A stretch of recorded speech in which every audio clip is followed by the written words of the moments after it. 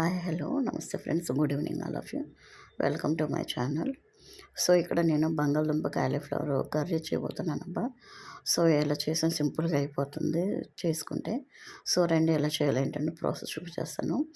ఇక్కడ వచ్చేసి స్టవ్ వెలిగించి స్టవ్ పైన ఒక పాన్ పెట్టాను. సో దానికి సరిపడ వాటర్ అయితే పోసుకొని కొంచెం ఆయిల్ అయితే ఎక్కువ వేసానబ్బా, కొంచెం ఆయిల్లో బాగుంటుందని.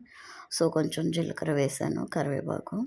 ఇక్కడైతే నేను 2 ఉల్లిపాయలు, 2 పచ్చిమిరకాయలు, 2 టమాటాలు తీసుకొని అన్నీ ముక్కలుగా కట్ చేసుకొని పక్కన పెట్టుకున్నానబ్బా. ఇదిగోండి ఉల్లిపాయలు వేగిన తర్వాత ఇక్కడైతే టమాటాలు వేసేస్తున్నాను. సో ఇక్కడైతే నేను సాల్ట్ అయితే వేయలేదు. సో ఆయిల్లోనే మగ్గితే బాగుంటుందని చెప్పేసి నేను ఇదిగోండి టమాటాలు కూడా అయితే ఉడికిపోయినాయి. ఇప్పుడైతే కట్ చేసుకున్న కాలీఫ్లవర్ ముక్కలు, బంగాళదుంపలు ఉన్నాయి కదా. సో అవైతే నేను ఈ 2 వేసేస్తున్నాను. సో 2 వేసి ఇక్కడైతే నేను కలుపుకుంటున్నానబ్బా. కొంచెం వాయిస్ అయితే బాగోలేదు, కోల్డ్ చేసింది. అందుకని వాయిస్ అయితే బాగోలేదు, ఏమనుకోకండి.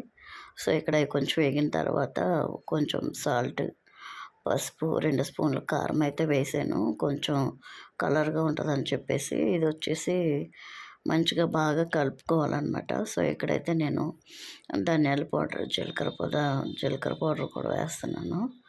సో అవి మంచిగా కలుపుకున్న తర్వాత కొంచెం నీళ్ళు అయితే పోసుకోవాలి ఉడకటానికి.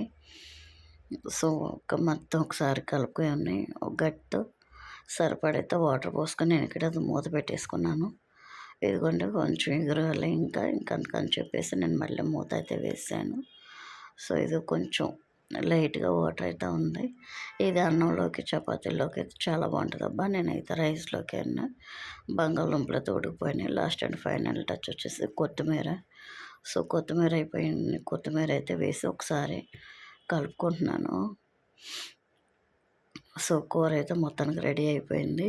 సో మూత పెట్టేసుకొని ఇక్కడైతే రైస్ కుక్కర్లో పెట్టేసానబ్బా. సో రైస్ కూడా కంప్లీట్ అయిపోయింది. సో ఇదిగోండి నేను ఇక్కడైతే లంచ్ టైం కదా అని చెప్పేసి నేను ఇక్కడ భోంచేస్తున్నాను. సో బంగాళదుంప ఇవి ఉడకదేమో అనుకున్నాను, మంచిగానే ఉడికిపోయింది.